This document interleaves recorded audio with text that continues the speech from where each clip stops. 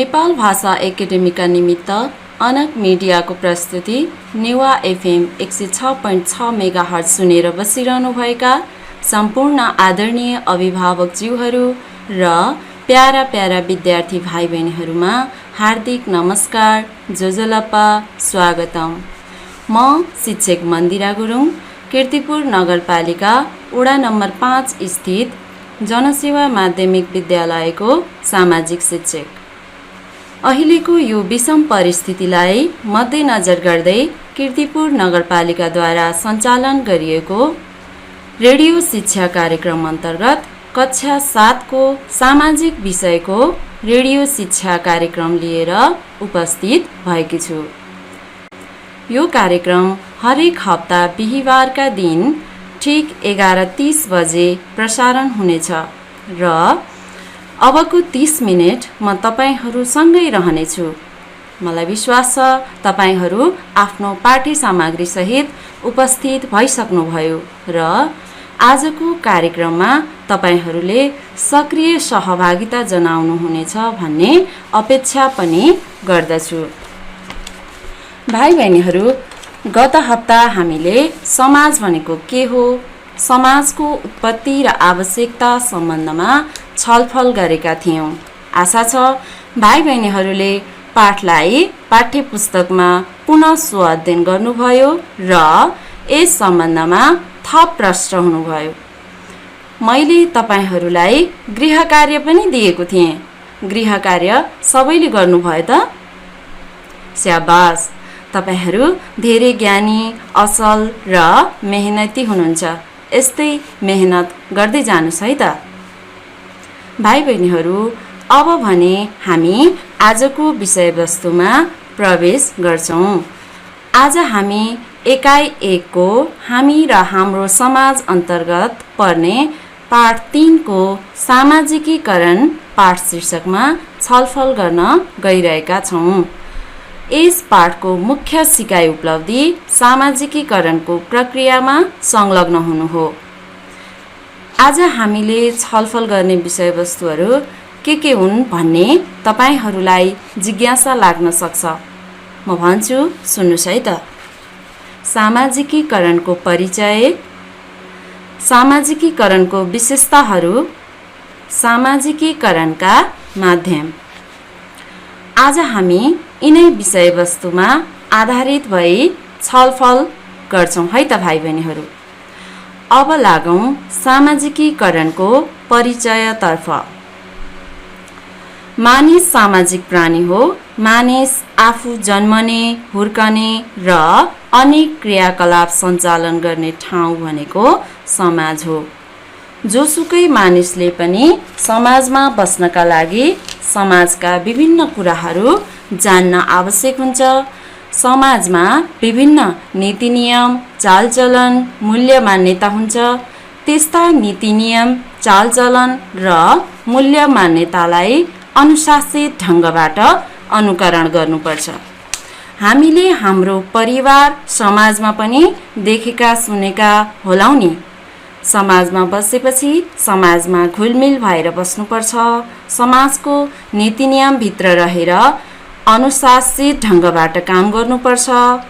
एक अर्कामा सहयोग आदान प्रदान गर्नुपर्छ भनेर यो कुरा हाम्रो आमा बुवाले पनि भन्नुभएको होला, होइन त भाइ बहिनीहरू? हो।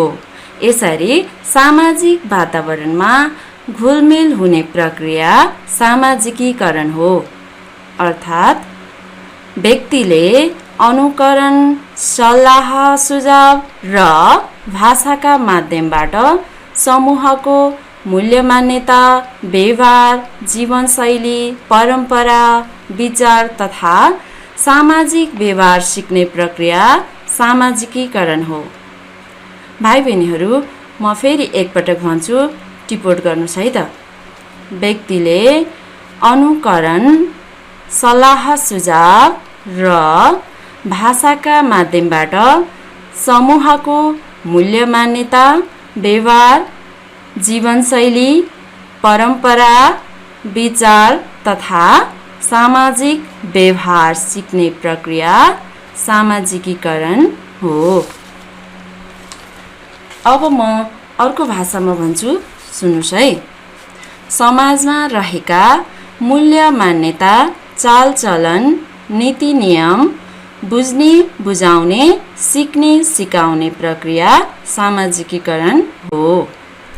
समाजमा रहेका मूल्य, मान्यता, चालचलन, नीति नियम बुझ्ने, बुझाउने, सिक्ने, सिकाउने प्रक्रिया सामाजिकीकरण हो। भाइ बहिनीहरू, परिभाषा दिँदा मैले भनेको नै दिनुपर्छ भन्ने छैन। कन्सेप्ट बुझिसक्नु भएकोले तपाईहरूले आफ्नै भाषामा पनि दिन सक्नुहुनेछ है त भाइ बहिनीहरू।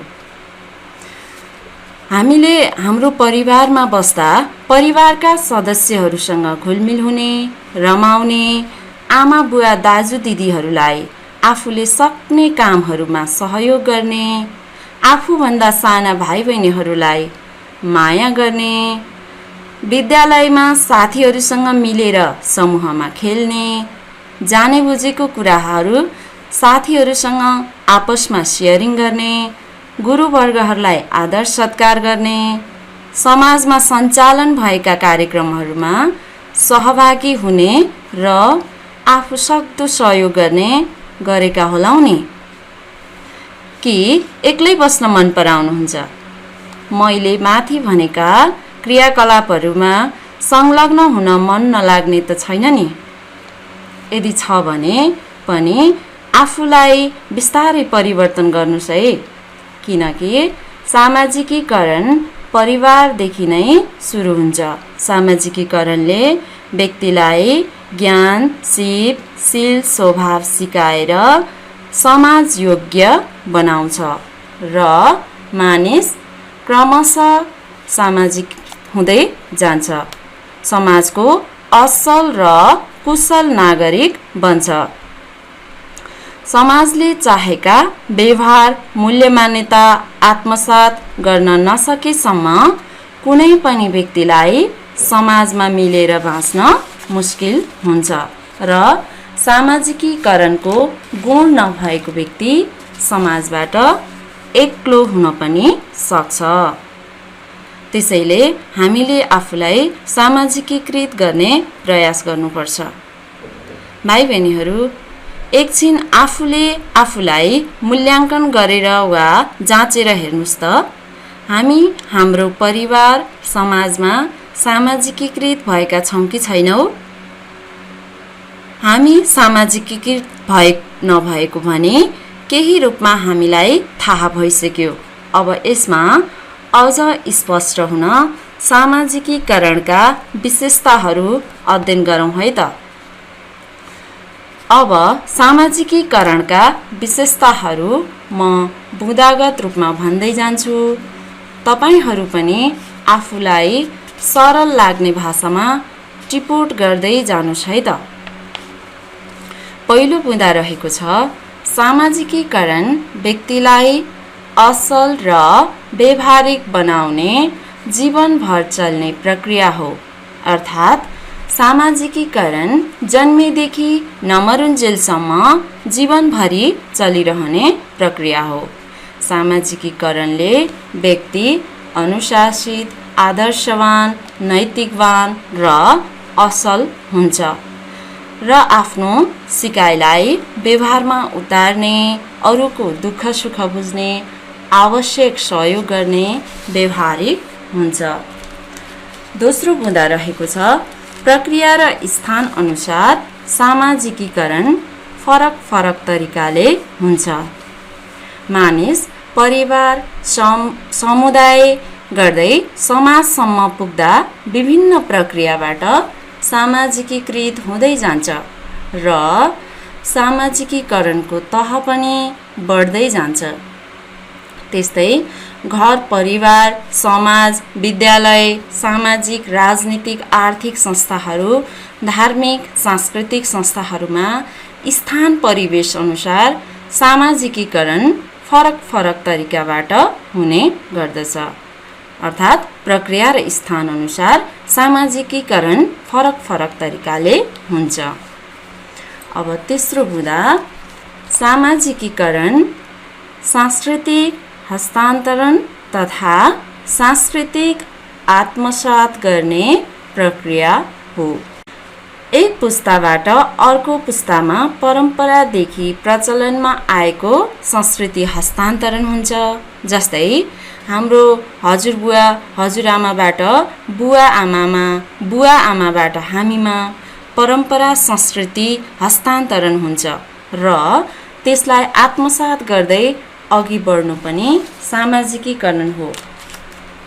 अब चौथो र अन्तिम बुँदा रहेको छ सामाजिकीकरण सामाजिक सदस्य बनाउने र आत्मविश्वास बढाउने प्रक्रिया हो।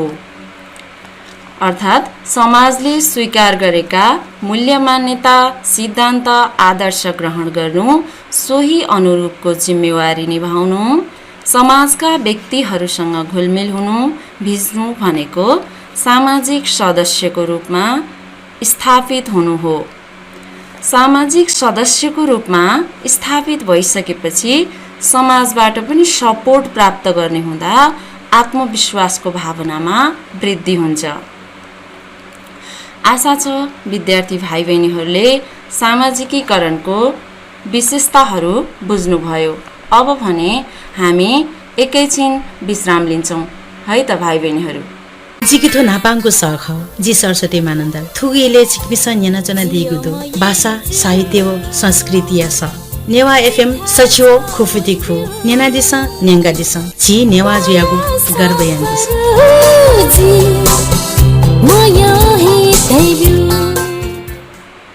यो छोटो विश्रामपछि म भाइ बहिनीहरूलाई पुनः स्वागत गर्दछु। अब हामी सामाजिकीकरणका माध्यम विषयमा छलफल गरौँ है त। हामीले सामाजिकीकरण भनेको के हो, सामाजिकीकरणका विशेषताहरूबारे बुझिसकेका छौँ। अब व्यक्तिलाई सामाजिक हुन कुन कुन कुराले सहयोग पुर्याउँछ, सामाजिकीकरणका माध्यम सम्बन्धमा छलफल गरौँ है त। भाइ बहिनीहरू, सामाजिकीकरणको माध्यम भनेको के हो थाहा छ त? स्याबास, तपाईहरूले सही भन्नुभयो। व्यक्तिलाई सामाजिक हुन सहयोग पुर्याउने व्यवहार चालचलन र कार्यलाई सामाजिकीकरणका माध्यम भनिन्छ। म फेरि एकपटक भन्छु, व्यक्तिलाई सामाजिक हुन सहयोग पुर्याउने व्यवहार चालचलन र कार्यलाई सामाजिकीकरणका माध्यम भनिन्छ। सामाजिकीकरणका माध्यम प्राथमिक र द्वितीय गरी दुई प्रकारका छन्। सामाजिकीकरणको प्राथमिक माध्यमबारे सुन्नुहोस् है त। सामाजिकीकरणको प्राथमिक माध्यममा परिवार, मित्र, साथी समूह, छिमेकी, नातेदार समूह, विवाह, हाटपर्व मेला आदि पर्दछन्, जसले व्यक्तिलाई अनौपचारिक रूपमा सामाजिकीकरण हुन सहयोग पुर्याउँछ। अर्थात् व्यक्तिलाई अनौपचारिक रूपमा सामाजिक हुन सहयोग पुर्याउने साधन वा माध्यम नै सामाजिकीकरणको प्राथमिक माध्यम हो। यसलाई फेरि सुन्नुहोस् है। व्यक्तिलाई अनौपचारिक रूपमा सामाजिक हुन सहयोग पुर्याउने साधन वा माध्यम नै सामाजिकीकरणको प्राथमिक माध्यम हो। अनौपचारिक भन्ने बित्तिकै भाइ बहिनीहरू, यसमा कुनै निश्चित प्रक्रिया विधि हुँदैन। परिवार, साथी समूह, छरछिमेक, विवाह, हाटपर्व मेलाको अवसरमा जमघट भएर आपसमा व्यवहार गर्ने क्रममा सामाजिकीकरणको सिप विकास भइरहेको हुन्छ। अब सामाजिकीकरणको द्वितीय माध्यमबारे सुन्नुहोस् है। सामाजिकीकरणको द्वितीय माध्यममा शैक्षिक संस्था, सामाजिक संस्था, राजनीतिक संस्था, आर्थिक एवं सांस्कृतिक संस्थाहरू पर्दछन्, जसले व्यक्तिलाई औपचारिक रूपमा सामाजिकीकरण हुन सहयोग पुर्याउँछ। अर्थात् व्यक्तिलाई औपचारिक रूपमा सामाजिक हुन सहयोग पुर्याउने माध्यम नै सामाजिकीकरणको द्वितीय माध्यम हो। म फेरि दोहोऱ्याउँछु, व्यक्तिलाई औपचारिक रूपमा सामाजिक हुन सहयोग पुर्याउने माध्यम नै सामाजिकीकरणको द्वितीय माध्यम हो। औपचारिक संस्थाहरू भन्ने बित्तिकै भाइ बहिनीहरू, यिनीहरू निश्चित विधि नियममा आधारित भई निश्चित उद्देश्य प्राप्तिका लागि स्थापना भएका हुन्छन्। यसमा सञ्चालनको समय पनि निश्चित हुन्छ र फिक्स व्यक्तिहरू जमघट हुने गर्दछ। जस्तो कि विद्यालय औपचारिक संस्था हो नि, यो निश्चित विधि नियममा आधारित भएर सञ्चालन भएको हुन्छ। विद्यालयमा शिक्षा आदान प्रदान गर्ने उद्देश्य हुन्छ। विद्यार्थीहरू शिक्षा प्राप्त गर्ने र शिक्षकहरू शिक्षा प्रदान गर्ने उद्देश्यले 10:04 को समयमा उपस्थित हुन्छन् नि, होइन त? यसरी हामी विद्यालयमा औपचारिक रूपमा सामाजिकीकृत भएका हुन्छौँ। त्यस्तै राजनीतिक संस्थामा राजनीतिप्रति आस्था राख्ने व्यक्तित्वहरूको आबद्धता हुन्छ। आर्थिक संस्थाहरूमा आर्थिक क्रियाकलाप गर्ने व्यक्तिहरूको संलग्नता हुन्छ भने धार्मिक संस्थाहरूमा धर्मप्रति आस्था राख्ने व्यक्तित्वहरूको संलग्नता हुन्छ र यस्ता संस्थाहरू औपचारिक ढङ्गबाट स्थापना भएका हुन्छन्। यस्ता संस्थाहरूमा शैक्षिक संस्था अन्तर्गत विद्यालय, कलेज, विश्वविद्यालय आदि पर्दछन्। सामाजिक संस्था अन्तर्गत आमा समूह, टोल सुधार समूह, बाल क्लब, युवा क्लब पर्दछन्। त्यस्तै आर्थिक संस्था अन्तर्गत बैंक, सहकारी पर्दछन् भने धार्मिक एवं सांस्कृतिक संस्थाहरूमा मठ मन्दिर, गुम्बा, मस्जिद आदि पर्दछन्। यी संस्थाहरूमा आबद्ध हुँदा व्यक्ति औपचारिक ढङ्गबाट सामाजिकीकृत हुन्छ। यसरी मानिसहरू विभिन्न माध्यमबाट सामाजिक बन्दै जान्छन् र मानिसहरूमा सामाजिकीकरणको सिप विकास हुन्छ। घर परिवार छरछिमेकमा रहँदा अनौपचारिक रूपमा सामाजिकीकरणको सिप विकास हुन्छ भने शैक्षिक, सामाजिक, धार्मिक संस्थाहरूमा संलग्न हुँदा औपचारिक सामाजिकीकरणको सिप विकास हुन्छ। भाइ बहिनीहरू, मानिस सामाजिक प्राणी भएको हुँदा समाजमा बस्ने गर्दछ। समाजमा बस्दा मानिसका विविध आवश्यकताहरू हुने गर्दछन्। ती आवश्यकता पूरा गर्न समाजको विकास गर्नुपर्दछ। समाजको विकास गर्न समाजका सबै सदस्यहरू मिल्नुपर्छ। हो, समाजमा सञ्चालन गरिने कुनै पनि काममा समाजका सदस्यहरू सहभागी भएर सम्पन्न गरिन्छ भने त्यसलाई सामाजिक सहभागिता भनिन्छ। म फेरि दोहोऱ्याउँछु, समाजमा सञ्चालन गरिने कुनै पनि काममा समाजका सदस्यहरू सहभागी भएर सम्पन्न गरिन्छ भने त्यसलाई सामाजिक सहभागिता भनिन्छ। जस्तै गाउँमा बाटो निर्माण सम्बन्धी कार्य, खानेपानीको धारा निर्माण सम्बन्धी कार्यमा मानिसहरूको सहभागिता हुनु सामाजिक सहभागिता हो। सामाजिक सहभागिता सामाजिकीकरणको मेरुदण्ड हो। सामाजिकीकरणको सिप विकास भएको व्यक्तिको समाज विकास कार्यमा अनिवार्य सहभागिता रहन्छ। सामाजिकीकरण समाज विकास र रूपान्तरणको प्रमुख आधार हो। समाजका मानिसहरूमा सामाजिकीकरणको सिप विकास भएन भने सामाजिक सहभागिता हुँदैन। सामाजिक सहभागिता भएन समाजमा विकास र रूपान्तरणको कार्य पनि अधुरै रहन्छ भाइ बहिनीहरू। अर्थात् सामाजिक सहभागिता भएन भने समाज विकासको कार्यहरू पनि अधुरै रहन्छ। भाइ बहिनीहरू, सामाजिकीकरणको प्राथमिक माध्यम र द्वितीय माध्यम अनि सामाजिक सहभागिता बुझ्नुभयो त? आशा छ पक्कै पनि बुझ्नुभयो। पाठ्य पुस्तकमा भएको पाठलाई पनि स्वाध्ययन गर्नुहोस् है। यसले पाठलाई बुझ्न अझ सहयोग पुग्नेछ। अब म तपाईहरूलाई गृह कार्य दिन्छु, टिप्पणी गर्नुहोस् है त।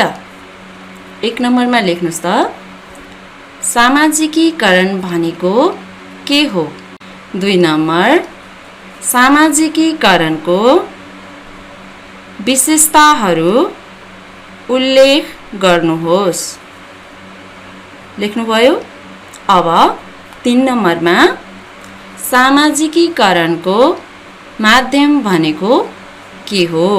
सामाजिकीकरणका प्राथमिक र द्वितीय माध्यम बारे उदाहरण सहित प्रश्न पार्नुहोस्। भाइ बहिनीहरू, यी प्रश्नहरू परीक्षामा पनि सोध्दै आइरहेको प्रश्नहरू हुन्। त्यसैले यसलाई पढेर, लेखेर, अध्ययन गरेर, बुझेर कम्प्लिट गर्नुहोस् है। अनि यस विषयमा तपाईहरूको 25% प्र्याक्टिकल इभ्यालुएसन पनि हुन्छ। त्यसैले आफूले अध्ययन गरेको विषयलाई व्यवहारिक जीवनमा पनि प्रयोगमा ल्याउनुहोस् है त।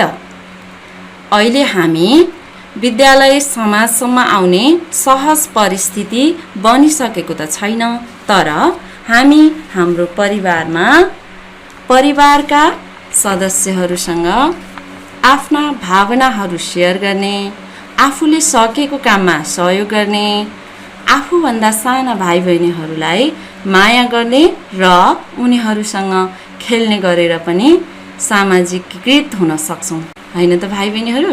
विद्यार्थी भाइ बहिनीहरू, अब एकछिन माइन्ड फ्रेस गरौँ है त। तपाईहरूलाई मनोरञ्जन पनि हुने र पाठ रिभाइज पनि हुने हिसाबले यही पाठलाई आधार बनाएर एउटा गीत लेखेको छु, सुन्नुहोस् है त।